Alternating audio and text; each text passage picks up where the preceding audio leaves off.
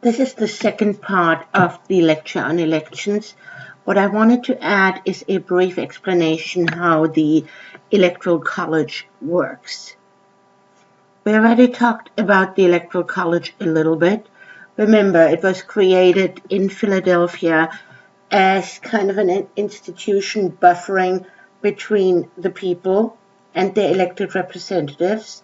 Many framers acted under the assumption that the public is not educated enough. Often they talked about the public as a mob, not educated enough to make the crucial elections.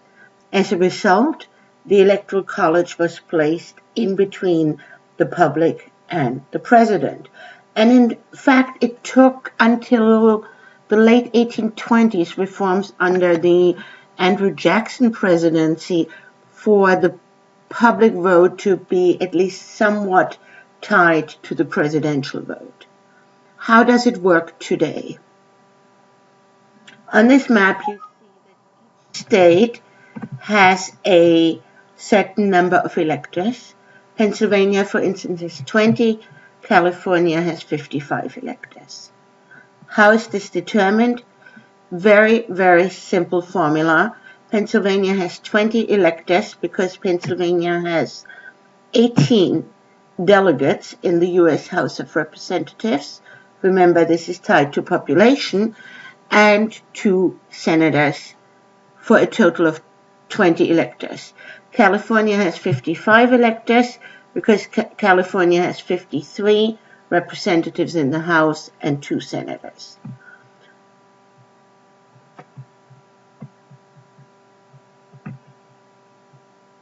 This, what you see here, is actually the 2016 Electoral College map. Let's go to the 2012 Electoral College map. You see the same number of electors, but you actually see the states won by Obama and the states won by Mitt Romney. Obama won Pennsylvania, Florida, New York, Colorado, California, and so on.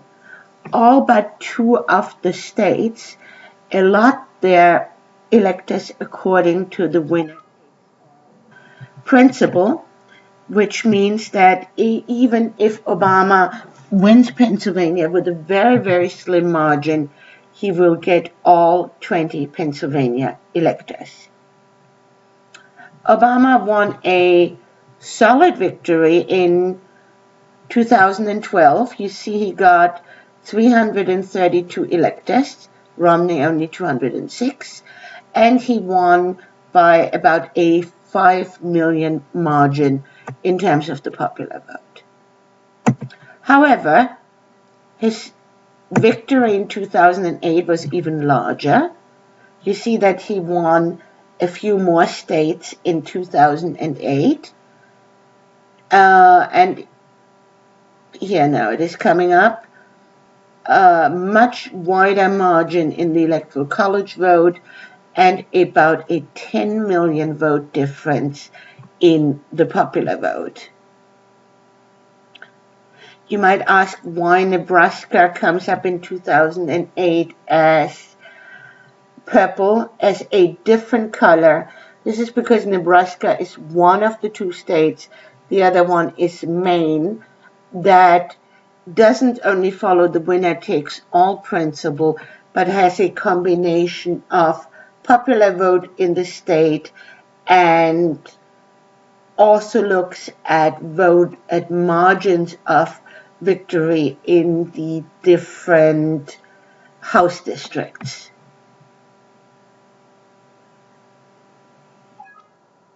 In a typical election, the person who wins the Electoral College vote also wins the popular vote. We saw that in 2008. We saw that in 2012. In order to win the Electoral College vote, the winner needs 270 votes to win. But let me show you an exception. The 2000 election was certainly an exception. a very, very narrow margin won by the Bush campaign. You see that Al Gore actually is leading in terms of the popular vote, about 500,000 more votes than George Bush. However, George Bush won the Electoral College vote, 271 for Bush versus Al Gore, 266. In fact, many political commentators argued that the 2000 election was not actually decided by the electorate at all, but was decided by the United States Supreme Court in a decision decided by the Supreme Court, Bush v. Gore. How did it come to the Supreme Court the election? Many irregularities in the election, especially in the state of Florida. So what is at stake are Florida's 25 electoral college votes. Very narrow margin, a very narrow margin of victory in Florida, triggering a recount, a very controversial recount that could have taken weeks and weeks and weeks to accomplish. The Supreme Court decided on a date when the recount has to be completed, relatively early into the recount, and at this particular date, President Bush was ahead by about 150 votes. Is it possible that continuing the recount would have changed the results? Yes, we do not know. What are the benefits of keeping the Electoral College? Think about it.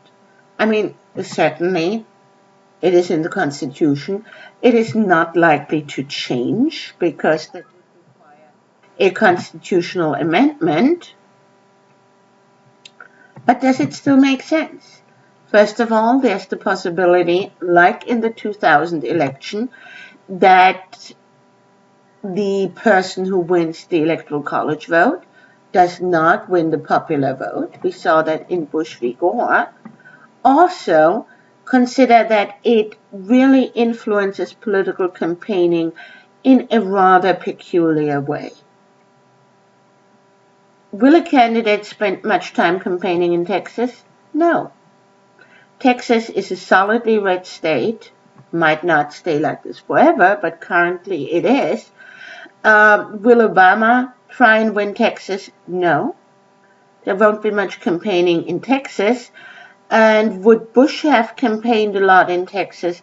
Probably not. He was sure that he would win the state of Texas. On the other hand, if we go back to the 2012 election, the state that was inundated, really absolutely inundated, with appearances by the candidates and TV commercials, 24 hours a day was the state of Ohio. 18 electoral votes to be gained from the state of Ohio, and both candidates figured out that they need to win Ohio in order to score victory. Think about it. Does it still make sense today? Obviously, there's not one single answer, but at least I wanted you to know how it works.